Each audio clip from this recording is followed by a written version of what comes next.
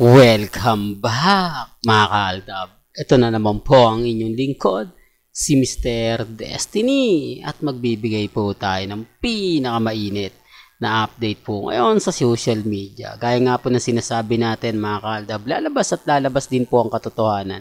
Kahit sabihin na natin na hindi, kumbaga ganito, hindi ganon, okay lang naman po yan. Di po ba? Sabi ko nga po sa inyo, hindi naman po talaga magsasalita si Mengay eh.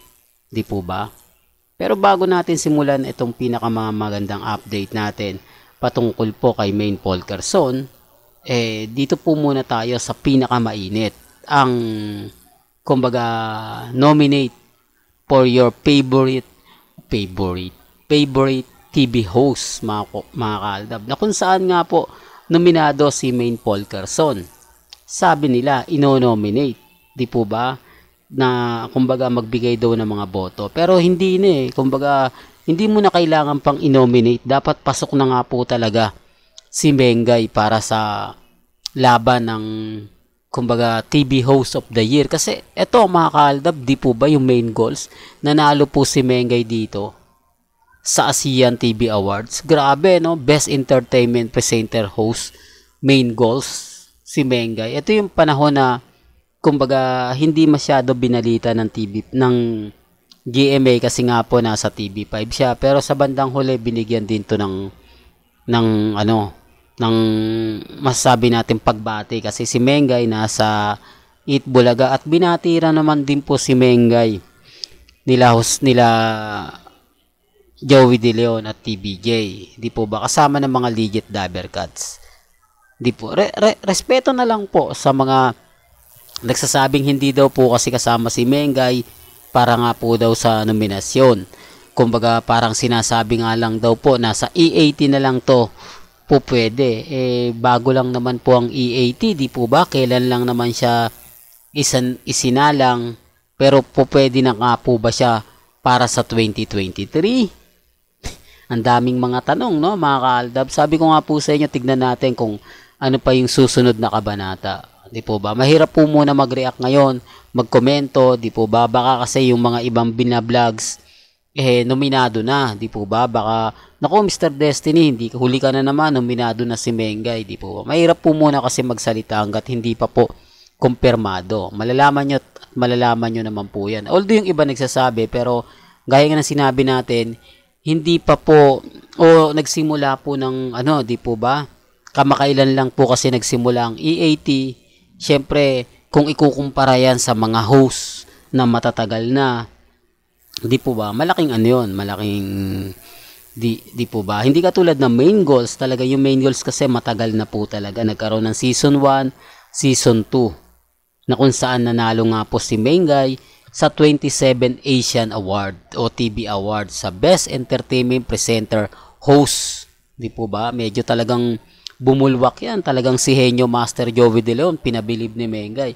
Sabi nga po niya sa Eat Bulaga noon sa tape sa APT, tinalo mo pa kami Mengay, hindi kami nakaranas ng ganyang award, pero ikaw, di po ba? Yan ang sinasabi ko mga kaaldab.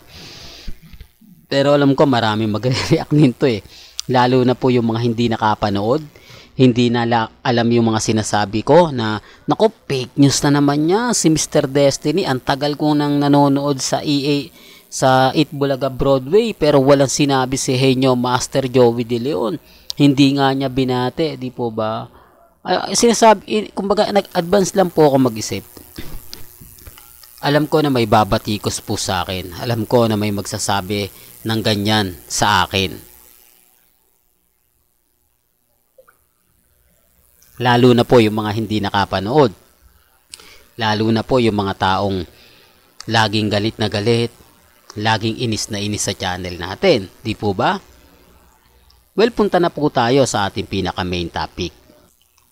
Dito, mga kaaldab, ulitin ko, wala pong pilitan. Ano man po yung sabihin ninyo, ano man po yung komento ninyo, okay lang po yan. Di po ba? Ang importante lang naman po, maging updated po kayo. Dito maraming nagre-react na, totoo naman Mr. Destiny, edited naman yan Pero bakit hindi daw nagsasalita si Mengay? Bakit tahimik lang si Mengay? Di po ba? Kasi alam ni Mengay na Totoo naman po. Kaya nga po hindi rin nagre-react yung pamilya ni Mengay. Hindi rin kumbaga nagre-react si Ibiang. Dapat si Ibiang, sabi nga po nila, pamilya na nila si Mengay. Siyempre kapag may issue, dapat nagsasalita rin si Ibiang. Although alam naman po natin na sinasabi ng iba, hindi naman daw talaga pumapatol si Nanay Dab, si Tatay Dab sa mga ganyang issue. Pero bakit pinatulan nila yung issue na fake news o yung video na kung saan hindi naman talaga si Mengay yon? Hindi po ba? Kaya nga po hati ang opinyon ng mga netizen. Hati ang opinyon ng mga taong dumadaan sa channel natin. Sinasabi nila na kapag yung ganito, ganyan, wala na pong dapat pang ibalita na hindi maganda. Kasi unang-una sabi ko nga po, bakit galit na galit sila sa Aldab? Sabi nga po kasi nila, di po ba? Ulitin ko lang at ikaklaro. Wala ng Aldab. 10 na lang daw yung Aldab. Kasama na doon si Mr. Destiny. Di po ba? Mag-move on na kayo dahil lahat nga po, o sabihin na natin karamihan sa Aldab fans o Aldab vloggers, bumaliktad na. Totoo yan mga ka-Aldab. Hindi na ako magsasalita kasi nakita ko naman po lalo na po yung magkapatid, di po ba, na kumbaga mas nauna na. Tapos sinabayan pa nila Christopher Min, nila Ogie Diaz, di lalong naglaglagan na, di po ba, lalong natakot sila, lalong wala na nag-a-upload sa Aldab maliban po sa atin at sa mga iba. Siguro yung iba meron pa, pero hindi na siya katulad ng dati na sobrang init, hindi na siya katulad ng dati na talagang kumbaga pinagpipiestahan, di po ba? Nire-remind ko lang po sila, bakit nga po sila galit na galit? Di po ba? Bakit takot na takot sila? Pag nag-post tayo, pag alam nilang may issue, agad-agad sila nagre-react. Agad-agad nila sasabihan si Mengay na kailangan magsalita na, kailangan ayusan na ni Mengay habang maaga kasi yung mga dilulo, tuwan-tuwa. Sasampulan po kami, di po ba? Hindi siya kawalan o hindi siya ganun ka-threat para sa mga armin at sa mga main fanatics.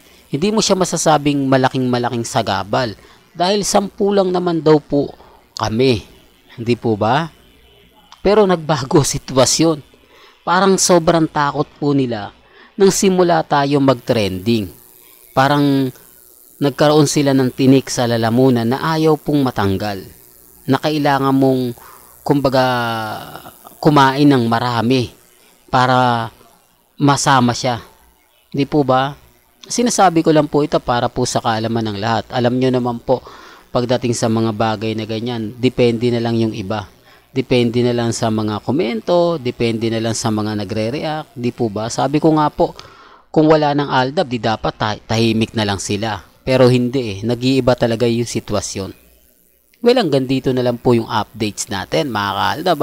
Kaya kung gusto nyo pa po ng pinaka-latest at sariwang update, abay tumutok lang po kayo dito sa channel ni Mr. Destiny para updated po kayo sa mga latest at sa mga bagong video po na ilalabas po natin maya-maya lang. Kaya kung bago ka lang sa channel na to at isa kang true-blooded Aldab Nation na nagmamahal po kila Mengay at Tisoy, tama po ang channel na pinuntahan mo, kaya consider na po kitang bagong subscriber at huwag mong kalimutang i-share ang mga video po natin sa mga mami, sa mga titas, at sa mga senyor. Hanggang sa muli, salamat po sa panonood at pakikinig.